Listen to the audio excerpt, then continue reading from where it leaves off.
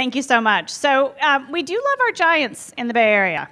So I know Tom's being distracted. We love our giants. We're up for a good challenge. Are you up for a $50 bet? We win the World Series? It's an even year. I'm a little nervous.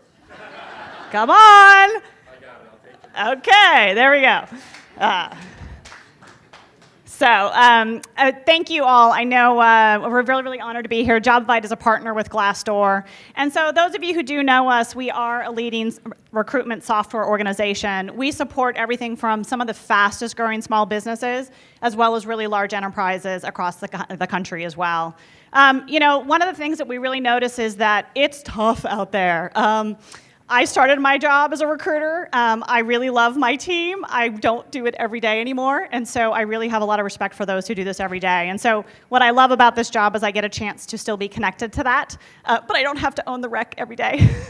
And so I want to just, we want to share with you some insights with regards to, data and information that we've had over the last 10 years with our companies. And I know some of you sometimes are having to justify, hey, I want to go get Glassdoor and I want to make this happen, but you've got to go justify it from a budget. You've got to go talk to a CFO. And so same thing for applicant tracking systems. I'm doing it right now for an HRIS system. So we want to give you some information about what's happening in the industry, what's the context, and use that potentially to help as you think about what's best for your company and solutions. Wrong way. I'm upside down. There we go. We'll keep going. So you guys feel this. This is virtual unemployment. 2 to 3.5%. We saw some earlier numbers from Glassdoor as well. This pretty much means there's kind of no unemployment for folks who have a college degree. This is really just people moving around different companies. Super fierce competition. 69% of folks are saying that they're lacking applicants with the skills. That's their biggest challenge. I'm sure for those of you who are doing any sort of data scientist recruiting in Silicon Valley are feeling this. I know we are even at our company. It's a challenge. And so, this isn't just about your current recs, but also your longer term recs, right? Being able to fill the immediate as well as looking for the future can be really tough. This is a staggering statistic. We knew this was increasing, but 75% mobile. I know I did a job search a little bit less than a year ago, and I was commuting to the city on the Caltrain, and I definitely dropped off of websites if I thought the mobile connection was poor. It just didn't work. It wasn't a great experience. So really think about how candidates can find you and how they can connect with you, and does that actually work on a mobile device while they're hanging out on the train and things that they're doing there. So good statistics on that to think about, gosh, how is our apply page as it looks on an Android or on an iPhone? And the bad experience. We've been talking a little bit about Glassdoor, right? We have employees that post on Glassdoor. We have candidates who post on Glassdoor. And the reality is that 42% of people who've had a bad experience would never. I know the one that I had in the Bay Area, and I would never work at that company. And so we've all had those. And so, when I was at Intuit for years, we also talked about the fact that candidates could also be your customer. They could be a turbo. Everybody has to do taxes, right? So they could be. And so don't hesitate to use that as well with your leaders that are sometimes, not as ambitious about having great candidate experiences. Talk to them about the candidates could be customers. They could be a candidate in 6 months as well, or even 2 years down the road. So that can be really helpful information as you think about that as well. So here's how. This is where I want to spend a little bit of our time because we've really found some great stuff here at Jobvite that we want to share with you across our organizations.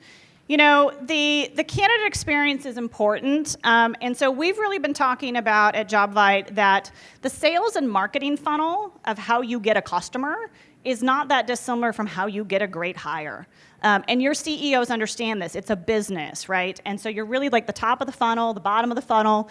There's a lot of components that come into play for this. And so there's really 3 major things that we have found to be really critical for our customers that are in this space and doing this. And it matches a lot of what you all have heard this morning. So develop those personas. I can't imagine the personas in Tom's company. I think it'd be really kind of fun, right? And at the same time, it's going to be different than what Trillia has, right? And so really develop those. There's probably a handful of them. And this is where you can get into your purpose, right? Go back to your purpose potentially that we were talking about with David Pink. There's a reason people are maybe excited. Maybe there's a purpose that goes across all the personas, but there might be some slight differences between them. And really go to your really active employees, your active hiring managers, go hear from them to build those personas and get feedback from them. Does this resonate? How would we do that? So that's a really important part in how we think about it. The second one is in mapping this candidate journey. And the first thing you need to make sure you do it is don't do it from your perspective. Do it from their perspective. Go put yourself in that candidate's shoes and what's it like to maybe hear about your company and what are you guys all about, and right? And so map it out and make sure that whatever you're doing is outreach, whether it's social networking, whether it's actually having some of your leaders go and connect with some of their peers in the industry. Make sure that everything you're doing in that journey continues to represent those personas and what you're wanting to emphasize. And if you have a disconnect, go call it out and figure it out. It's really kind of fun to put yourself in the candidate's shoes. One of the things I've done in my career is not only did we map this out, but then we actually took some candidates that were coming in to interview and actually had them give us feedback. Don't be afraid to go get feedback from candidates you've just talked to, from candidates that could be in the mix, folks. And so really make sure that you put yourself in their shoes and what does it look like? How many of you have actually tried to apply for your own company? Yeah, that's great, actually, right? So you're putting yourself in that shoe. What did that look like? What actually happens to that experience? And then, of course, a very big part we've been talking about, because I think when people talk about employer brandment, they're really definitely like, well, where do I start? And so, what we've really found with our customers is start with the personas, definitely map it out, and then really go after that employment brand that you want to be doing.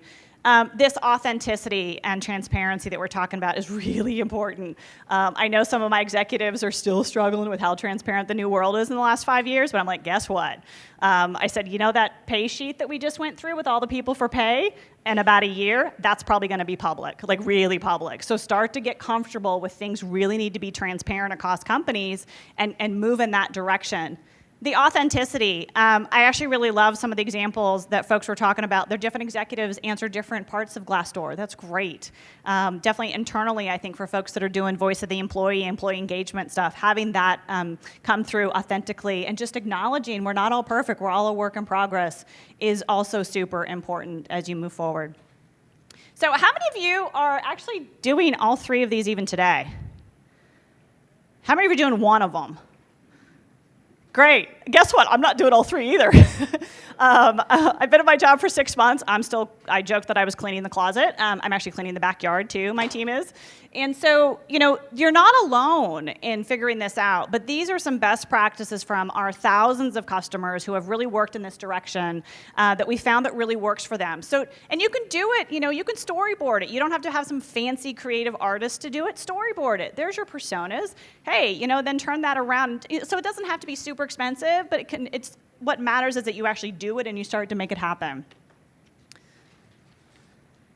So getting back a little bit to the funnel, this is data that we have from thousands of customers. It's almost 50 million job seekers and actually 10 million applicants. This is across the entire country. This is lots of different industries. I know we have folks here from nonprofit as well as high tech, right?